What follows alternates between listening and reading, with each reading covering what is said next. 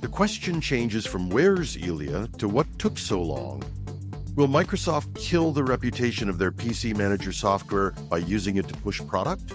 Did Musk's Neuralink know their brain implant had issues before they used it on humans? And how long does it take a couple of university students to break a financial blockchain and steal $25 million? Answer, 12 seconds.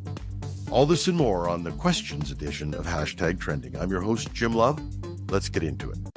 Ilya Sutskever, an OpenAI co-founder and the company's chief scientist, has announced his departure after nearly a decade at the helm.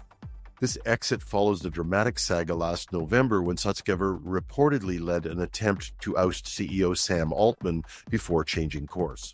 Sutskever took to the social platform X, formerly known as Twitter, to share the news in a post that read, quote, "After almost a decade, I have made a decision to leave OpenAI. The company's trajectory has been nothing short of miraculous, and I'm confident that OpenAI will build AGI that is both safe and beneficial under the leadership of Sam Altman and others." End quote.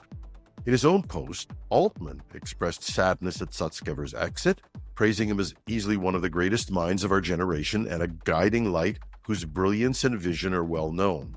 Altman credited Sutskever as integral to OpenAI's success, saying the company would not be what it is without him. Sutskever's departure comes after the high-profile internal turmoil surrounding Altman's temporary ousting last fall. The reasons were unclear, with Altman's accusers only citing inconsistent candor in his communications at the time. This sparked rampant speculation, including a viral meme, "Where's Ilya?" a nod to Sutskever's seeming involvement and subsequent silence. OpenAI has now appointed Jakub Pieczocki as its new chief scientist. Pieczocki, the company's research director, has led critical projects like GPT-4 and the AI system that defeated human pros of the game Dota 2. In a statement, Altman expressed confidence that Pieczocki will lead us to make rapid and safe progress on beneficial artificial general intelligence, or AGI. Another key departure is Jan Leike, who ran OpenAI's super alignment team. That's the safety team focused on controlling increasingly powerful AI systems. His responsibilities will transfer to co-founder John Schulman, who sided with Altman during last year's upheaval. While the full backstory remains murky, Sutskever's exit represents a significant changing of the guard at one of the world's most influential AI labs.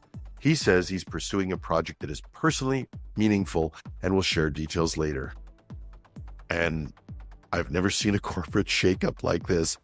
Kumbaya, my lord, kumbaya.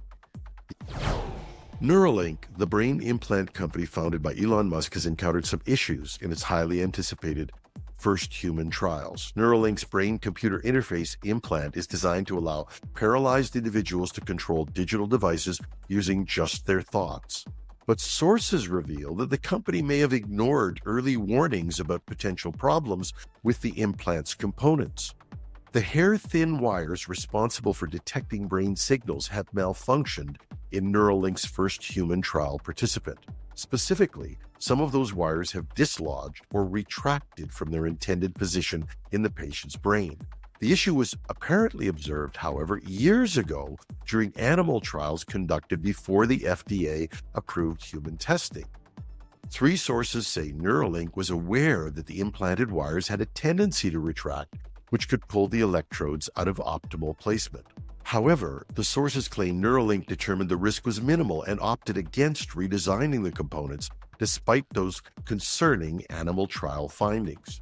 So while Neuralink's implant achieved impressive feats for their first human participant, like letting him browse the internet and play video games telepathically, the malfunctioning wires have reduced the number of working electrodes. The company has now to decide whether to continue trials while compensating for fewer active electrodes through software changes, or pursue a complicated redesign that could create new risks.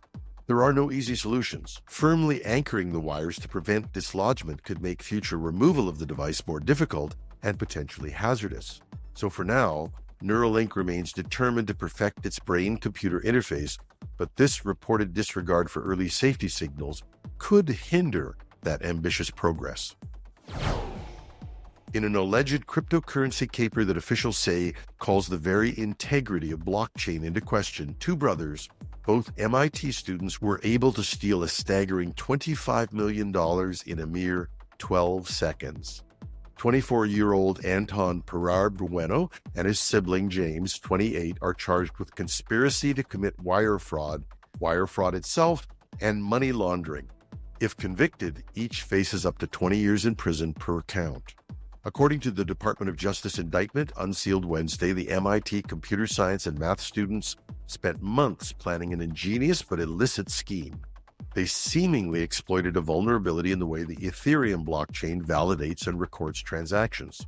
The DOJ alleges the brothers set up a network of crypto validators, the nodes responsible for processing and adding transaction data to the blockchain ledger. And this allowed them to fraudulently gain access to pending private transactions on the Ethereum network. Prosecutors claim they then maliciously altered those transactions before validators added them to the blockchain, essentially rewriting the transactions in their favor to divert millions to their own crypto wallets. The speed and sophistication was unprecedented. After initiating the so-called bait transactions to trigger Ethereum's automated systems, they managed to completely hijack the process within about 12 seconds. When victims tried to reclaim the stolen funds, the brothers allegedly rejected those requests and went to great lengths to conceal their identities and launder the cryptocurrency through shell companies and unregulated foreign exchanges. However, federal investigators were able to trace the complex money trail. It turns out that the brothers' search history revealed they researched topics like how to wash crypto and money laundering statutes of limitations. This raises serious questions about safeguarding blockchains, which millions rely on for secure financial transactions. Authorities warn it exemplifies how capable hackers can still find ways to attack and undermine even these decentralized systems. And while we're on the subject of losing credibility, Microsoft continues to integrate more advertising into various aspects of Windows 11, but its latest attempt is raising some eyebrows. The company seemed to be experimenting with having its PC Manager utility app suggest users needed to repair their systems by switching their default search engine to Bing. The new Repair Tips section in PC Manager, which helps optimize performance, apparently displays a recommendation to revert to Microsoft's Bing search if users have changed from the pre-installed default. Critics argue Microsoft is misleadingly implying there's an issue with the system if Bing isn't the default search engine. This ad placement was discovered in the PC Manager app available in some international markets like China, where the utility was developed by Microsoft engineers. However, there are reports that the software could roll out more broadly, including potentially to US users. It's the latest example of Microsoft's increasing ad integration into Windows 11. Ads and recommended content have already been added to the Start menu layouts, the Settings app, and File Explorer. PC Manager itself is considered a useful optimization tool, but stunts like this are going to kill its credibility. Microsoft's own Bing search engine and Edge browser are solid products, but repeatedly pushing them through aggressive and potentially misleading ad tactics could have the opposite effect, driving users away. And that's our show for today. I hope you'll be tuned in for the weekend edition. We've got a great show for you, and because it's the long weekend here in Canada at least, we may have a bonus episode as well. I hope the weather is great and you're listening in the garden or on the dock. And being a long weekend, I'll be back to you with the daily news on Tuesday morning. I'm your host, Jim Love. Have a fabulous Friday. See you Tuesday.